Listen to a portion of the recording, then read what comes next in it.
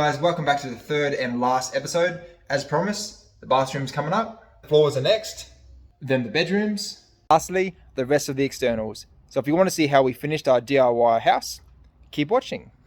And onto the bathroom.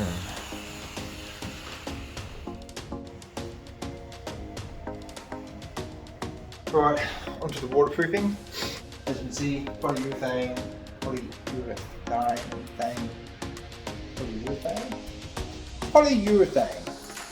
All the joints, screw heads, and making up the shower hob as we speak. It's all coming along pretty quick. Polyurethane done.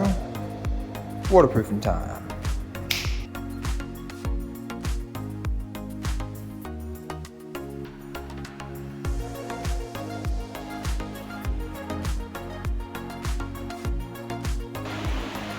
Alright, bathroom is signed off.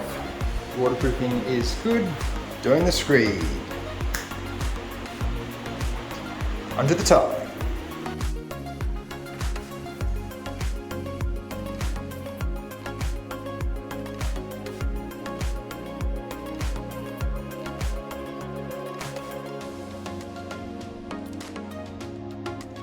Using strategies, as you can see, just to hold up the tiles, and then you cut the last one, the bottom and the top, if you want to do it that way. And it's looking good. Right, maybe we'll do this wall. Done. Now for the rest. And that's the rest of it. Almost done. Now it's going to do the top and bottom. The top and bottom, and that'll be the bathroom almost tiled.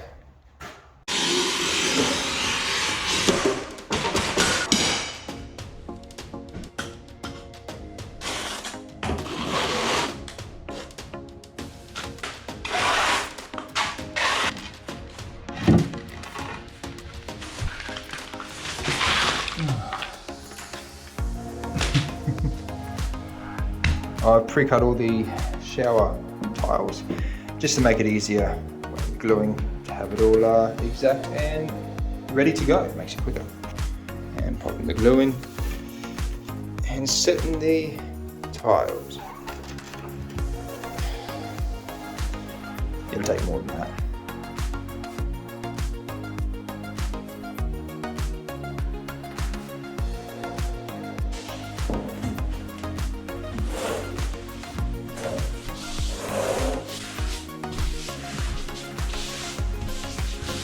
All the silicone edging done. Time to put in the shower screen and go pick up the toilet, vanity, mirror, etc. today. And hopefully, by the end of today, we nearly finished the bathroom. Very nice. Now to the vanity and shaving unit. So it's going to be so high. And yeah, just working out all the fixing points now. Pop in. Shower screen's coming along. So I came home today and the only thing that was done was the tiling, beautiful tiling, but look, not only do we have handrails, but we have a shower and a toilet, a big ass vanity and a 3-tier mirror. Look, got so much storage. Just one more of the handrails to go.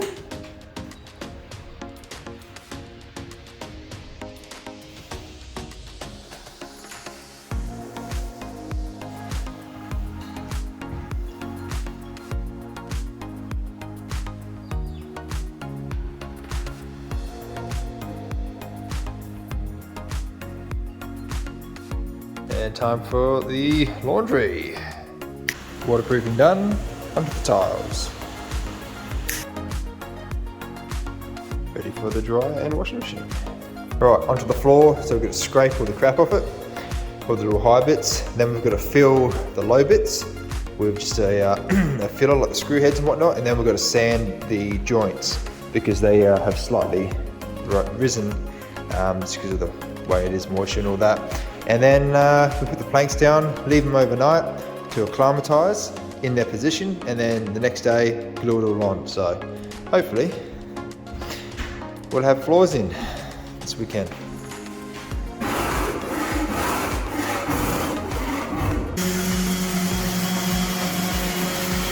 Final step is prepping the screw heads. Floors prepped, time to put on the vinyl.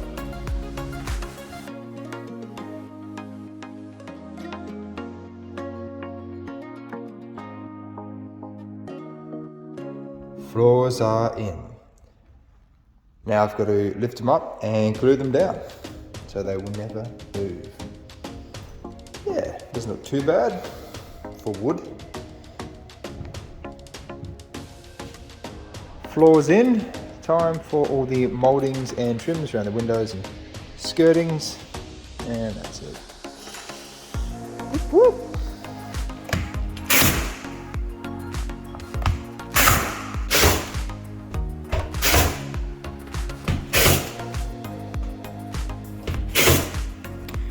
Putting the finishing touches in. Tash has built the IKEA wardrobe so far. A fantastic job. Yeah. And we'll put them all up. And move in.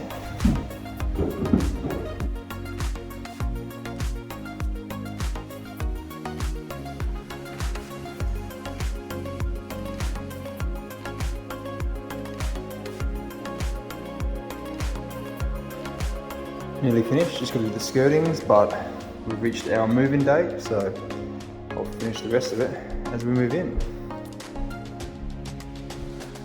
And Tash is biting at the bit to move everything in. Well, making up the threaded rod for the cross bracing to help stabilise the building. Went to one place, $36 a length they wanted. They said they were the cheapest in town. I said, there's not a thread of truth to that. You're nuts. So, went to another place, $10 a length.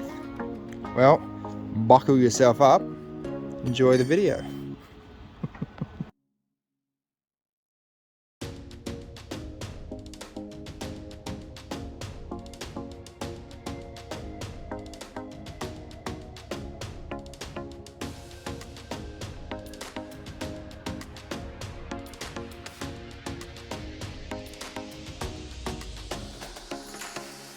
Well, that's all the eaves done, all the veranda ceiling. Lights are in, and time for the stairs. Picked up all the steel this morning and just made one template just to trial it, because I've never made steel stairs before. So I wanted to make sure it would work, and that gets welded up the top there. And just mark these up ready to cut and do the same thing. Use the flat bar over there to make the stair treads. And then it'll be decking stairs 1.8 meters across and then handrails. Let's get into it.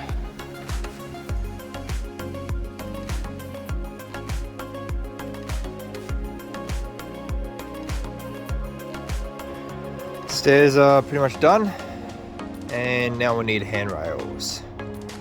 And the railings are done, ready for the wire. Let's get them together.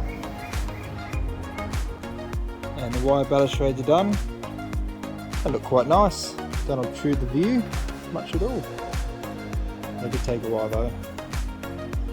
They did take a while. Hey guys, just some quick context before the final reveal. The project took 8 months from start to finish.